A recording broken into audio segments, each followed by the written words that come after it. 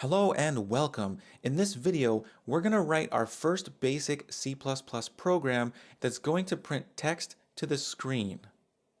Okay, we're here in Visual Studio and we're ready to create our first C++ program. So let's get started by going to File and selecting New File.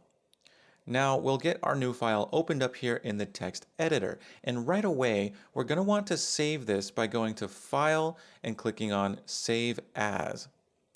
Now make sure you're in the correct folder where you want your project to be, and we're going to save this as hello.cpp. Now I bet you can guess what CPP stands for. No, it isn't chicken pot pie, although that does sound delicious. It stands for C++. We're creating our first source file. That's what fancy C++ programmers call their files in order to sound cool. So let's create this source file by clicking Save. And now all of a sudden, Visual Studio Code knows that we're programming in C++. See the nifty C++ icon next to our source file name? Also, look down at the bottom right, and you'll see the language right here. It says C++. Perfect. So we're ready to write our program. Now, as we saw in the previous video, our program needs a main function. That's going to be our entry point. So let's go ahead and create that here. We're going to type int main with parentheses. That's our function header. And now we need the function body. We'll do that on the next line.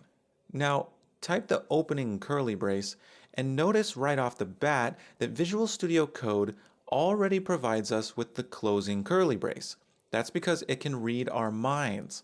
No, actually, Visual Studio Code knows that we're typing C++ code, and every time we create an opening curly brace, VS Code knows that we're going to want to close that eventually, so it provides us the closing curly brace automatically.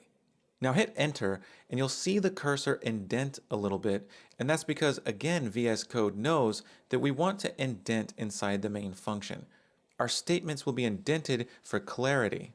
Now, we want to print some text to the screen, and thus far we don't know how. But luckily, we know that there are libraries built into the C++ language which contain functions. One of those libraries is called CSTDIO, or C Standard IO. This is a library that contains lots of different functions that regard input and output, I/O. Now, try to remember from the last video how we can include a library into our source file. Go ahead and give that a try now. So I'm going to delete that. Okay, so you might have guessed that we'd want to come up to the top line, hit enter to push this down, and right here on line 1, we're going to use the include directive, followed by the name of our library in angle brackets. The library we want is C Standard IO, CSTDIO, and we want to make sure not to forget the closing angle bracket. Now we've included C Standard IO and we have access to the functions inside of it. Now there's a very handy function in C Standard IO and it's called printf.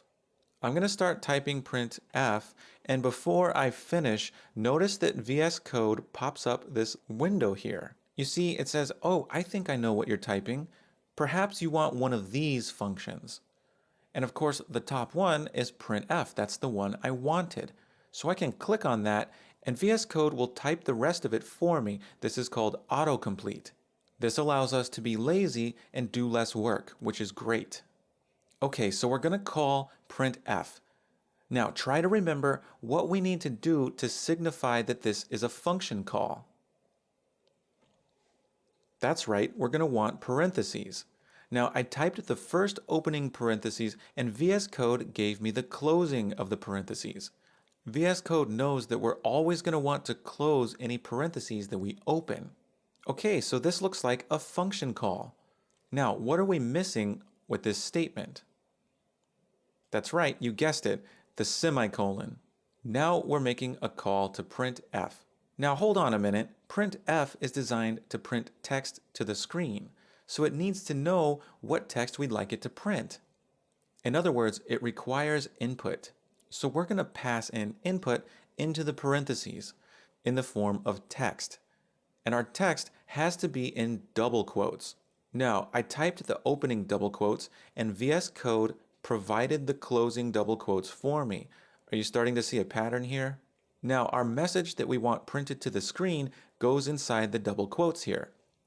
So go ahead and type, hello, my name is, and why don't you type your name? My name is Steven. So there we go. We have our first program. We're now ready to compile and run it. Now, what does that mean, compile, you may be wondering? Don't worry, we're going to discuss what compiling means in a future video. For now, just know that you have to compile your code in order for it to run. Now, in order to compile our code, go up to the top and select Terminal, Run Build Task. This is how we compile our code. Click that. And now down here at the bottom, we can drag this line up to see more text in the terminal here. And you'll see build finished successfully. This means we've just compiled our code. So now we want to run it. Click down here in the terminal and type a key on your keyboard to get our command prompt. We're going to type !/hello. That's the name of our source file we created. Go ahead and hit enter. And boom, there it is, our text we printed to the screen. Isn't that glorious? Congratulations! You've just created your first C++ program. You're now a C++ programmer, a member of the elite and better than ordinary human beings. Now here's a challenge for you. Functions, such as the main function, can contain multiple statements. So I challenge you to call printf multiple times. I want you to call it 2 more times, and for the second call to printf, I want you to print your hometown. And then I want you to call printf a 3rd time and print your favorite hobby. So go ahead and pause this video and give this challenge a try. Okay, we're back and ready for this challenge. I'm going to call printf 2 more times. I'll start with the next line just after our first call. I'm going to type printf, and in the parentheses, I'll put my double quotes, and in the double quotes, I'm going to say, I'm from Albuquerque, New Mexico. And you probably have no idea where Albuquerque is unless you're Bugs Bunny. Now, I can't forget my semicolon. I wouldn't want my computer to blow up. Okay, now I'm going to make my 3rd call to printf. And in this one, I'm going to say, I enjoy long walks on the beach. Never mind that that beach might be virtual. And of course, I need to terminate the statement with my semicolon. Okay, so I've got my code, and I need to compile this again. Every time we change the code, we have to compile. So again, I'm going to compile by going up to the top and selecting Terminal, and then choosing Run Build Task. Now, dragging the line up so I can see text in the terminal, here I see build finished successfully. Great. Now I'm going to click in the terminal and hit any key to get the command prompt. Now, if I hit the up key on my keyboard, I'll get the same text that I typed last time. That's a little pro tip for you. Now, hitting enter, boom, there's my message. Now, you might be wondering why the text printed all to the same line until it reached the end here and then it started spilling over. And the reason is printf is not smart enough to know that you want to print each message on a different line.